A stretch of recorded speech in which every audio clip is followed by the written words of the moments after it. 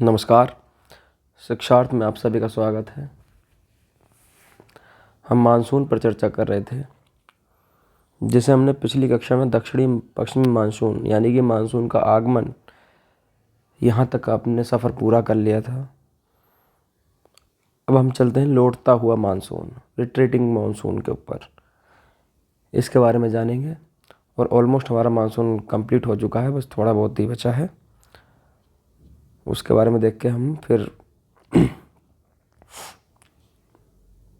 हमारा monsoon complete हो जाएगा। लौटता हुआ मानसून, जिसे इंग्लिश में बोल देते हैं रिट्रीटिंग मानसून। इसे हम समझेंगे भारत के नक्शे पर।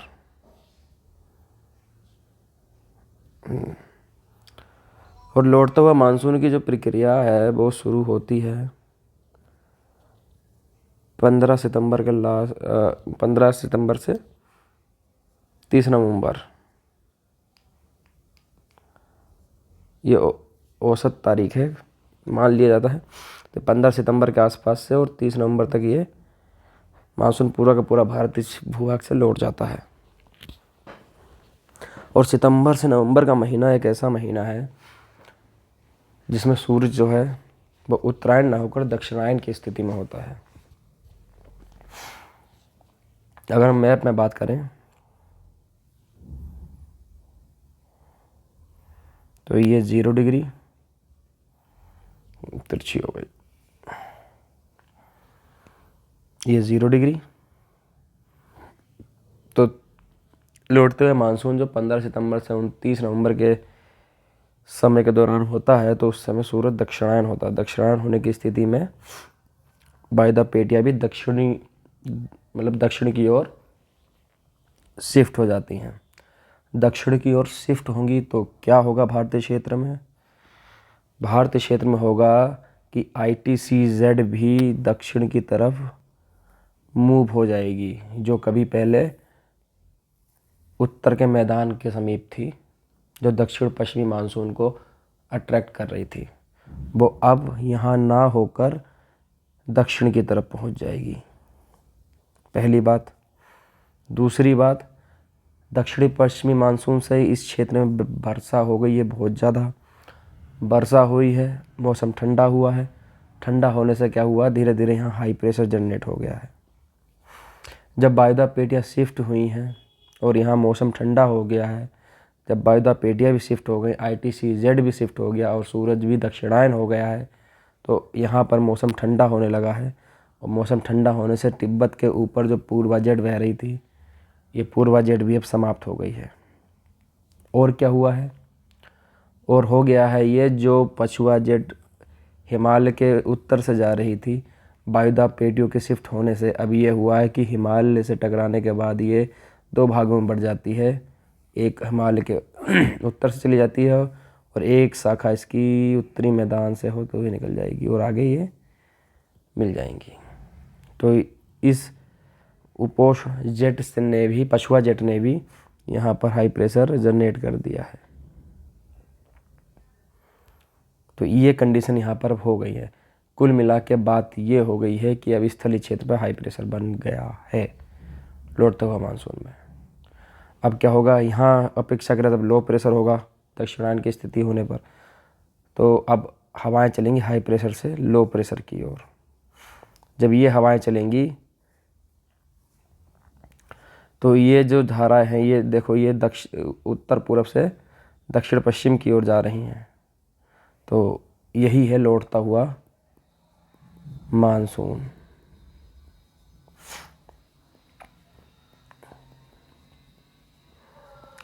अब होगा क्या, होगा ये, जब ये धारा बंगाल की खाड़ी में आ रही हैं तो यही यहाँ से आर्द्रता ग्रहण करके इन तमिलनाडु वाले क्षेत्र में वर्षा करेंगी। इसलिए कहा जाता है कि तमिलनाडु में जो वर्षा होती है वो लौटते हुए मानसून से होती है। और अमूमन सितंबर के आसपास का टाइम वह टाइम होता है। सितंबर के आसपास के टाइम की बात करें तो ITCZ जो है, दक्षिण पश्चिम मानसून, वो राजस्थान, गुजरात और ये जो मध्यवर्ती उच्च भूमियाँ हैं ये यहाँ पर, वहाँ से नीचे लौट चुका होता है, वापस लौट चुका होता है। और अक्टूबर का महीना एक ऐसा महीना आता है, अक्टूबर के महीने में मौसम साफ़ हो चुका होता है। सितंबर तक दक्षिण पश्चिम मानसून लौट चुका होता है वापस दक्षिण की तरफ नीचे। और अक्टूबर का महीना ऐसा आता है जिसमें आसमान साफ़ हो जाता है स्थलीय क्षेत्र का। अब स्थलीय क्षेत्र का जब आसमान साफ़ हो जाएगा तो पर्याप्त सूर्यताप मिलेगा यहाँ पर। जब पर्याप्त सूर्यताप मिलेगा, हीट मिलेगी पर्याप्त, तो जो दक्षिण पश्चिम मानसून से जो वर्षा हो गई है वो वर्षा भी वाष्प के रूप में ऊपर उठेगी, आर्द्रता का वाष्पीकरण होगा। और एक जब आर्द्रता का वाष्पीकरण होगा, हवा में ह्यूमिडिटी होगी तो उमस पैदा होगी, उमस भरा एक मौसम बन जाएगा, जिसे हम नाम देते हैं, इसी उमस भरे इस महीने को नाम देते हैं अक्टूबर हीट। ये आपने टर्म सुनी होगी, अक्टूबर हीट। या कह देते हैं अक्टूबर में जो हिंदी महीना चल रहा होता है वो होता है कार्तिक का महीना, जिसमें दिवाली भी आती है। कार्तिक मास की उष्मा, कार्तिक मास की ये नाम दिया जाता है। ये कब होता है?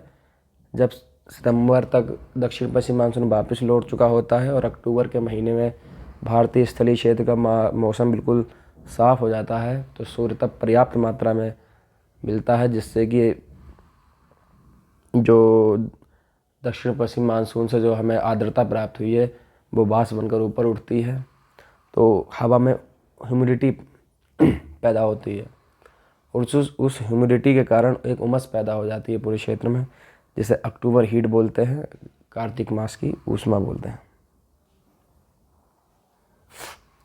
यहाँ तक आपको समझ में आया होगा।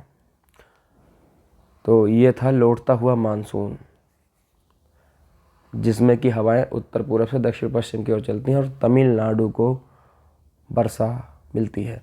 और जब ये ITCZ लौट रहा होता है, तो इसी दौरान ITCZ जब लौट रहा होता है, इसी दौरान यहाँ पर बंगाल की खाड़ी में चक्रवात आते हैं। इस ITCZ है क्या? एक तरीके का लो प्रेशर है ITCZ, जहाँ से ट्रेड विंड्स कन्वर्ज हो रही हैं, और जहाँ लो प्रेशर होगा वहाँ पर डिमांड हो सकती है कि चक्रवात आ जाए।